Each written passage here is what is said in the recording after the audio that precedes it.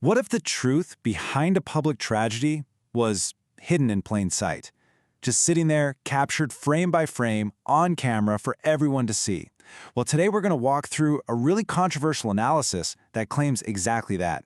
It presents this incredibly detailed theory about the death of Charlie Kirk, and it's all based on visual evidence. So, the source article we're looking at today kicks things off with this one question. And it's a huge one, right? It immediately gets you thinking about this event in a totally different way. Not just as a tragedy, but as this complex puzzle where the clues are supposedly buried in all that footage. All right, so let's get right to it. The author's main claim is, well, it's bold. They're saying this wasn't some random act of violence. Not at all. They believe it was an assassination, planned down to the last detail. And the craziest part of their claim? The evidence, they say, has been right there in front of us the whole time, on video. Okay, so just to be clear, we're going to walk through the evidence and the story exactly how the author, Jeff Rense, lays it out. And his entire theory, the whole thing, hangs on the actions of one specific person at the scene, a guy he calls the brown shirt man. So who is the central figure? The author never uses his real name. He's just called the brown shirt man, or BSM for short. And according to this whole analysis, every single thing he does is critical to figuring out what really happened that day. Now, the source is really clear on this point. BSM wasn't just some random guy in the crowd. No, they claim he was actually part of Kirk's official security detail. And the author connects this back to an old interview where Kirk apparently said his security team was exclusively Israeli. Okay, so if you've got a suspect, the next question is pretty obvious, right? What was the weapon? And this is where the theory gets really specific and pretty unusual.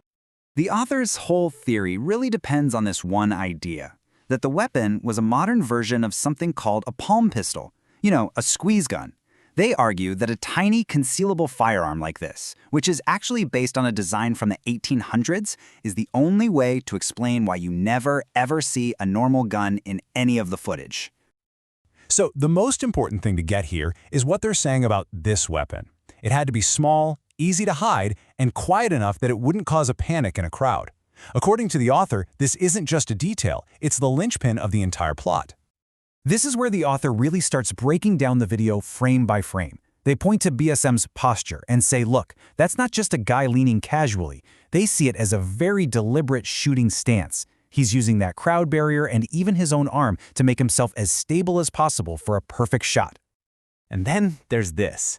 It's probably one of the most chilling claims in the whole analysis. The author looks at BSM's face at the exact moment the shot is fired, and their conclusion is that he's not just focused, he's not determined, they believe he is absolutely smiling. Now, to back this up, the author brings in a pretty rare piece of footage, a shot from behind BSM, and they argue that this angle is totally critical because it supposedly shows what all the cameras in the front were meant to miss. And right here, in this one frame, this is what the author says is the proof. They claim you can just make out the shape of that palm pistol, clutched in his hand. For them, this is the smoking gun, the visual evidence that this weapon wasn't just a theory, it was real. From there, the author kind of becomes a forensic analyst. They look at the wound itself to rule out other theories. They point to the entry wound on the left side of Kirk's neck and say, look, physically only one trajectory makes sense. And that trajectory, they claim, is a straight line right back where BSM was standing. So you might be thinking, was this just one guy acting alone? Well, the analysis says absolutely not. And to prove it, they rewind the clock to the minutes right before the shot to build their case for a coordinated, carefully planned attack. So check this out. The source lays out this whole sequence of events. They argue that what you're seeing aren't just random movements. They see it as a deliberate, timed countdown. First, there's what they call a 5-finger signal.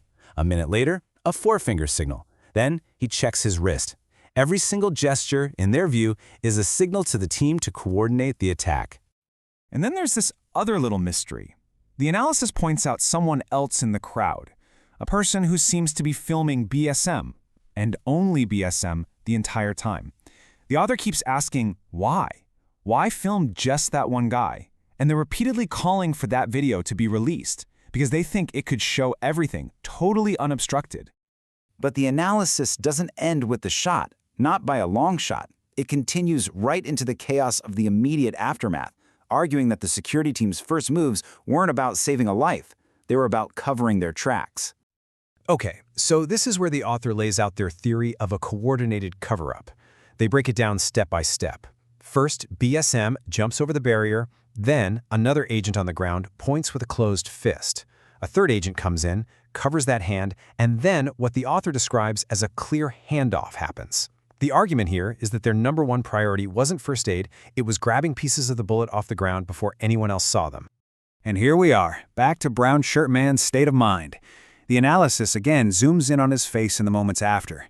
And what they see isn't shock, it isn't concern, it's satisfaction. For the author, this is the final piece of the puzzle, confirming his role in what they call a job finished. So, how does this all come together? How does the author take all these separate observations, the suspect, the weird weapon, the hand signals, the aftermath, and weave them into one single, cohesive story? Well, here's the bottom line of the author's argument. It's that nothing was random. Every single detail, from a simple hand signal to the fact that Kirk was taken to the farthest hospital, is presented as another piece of a very careful, very sinister plan. It wasn't chaos, it was choreography. The analysis leaves us with one last little detail to chew on. It points out a zippered case on BSM's belt and something else in his back pocket.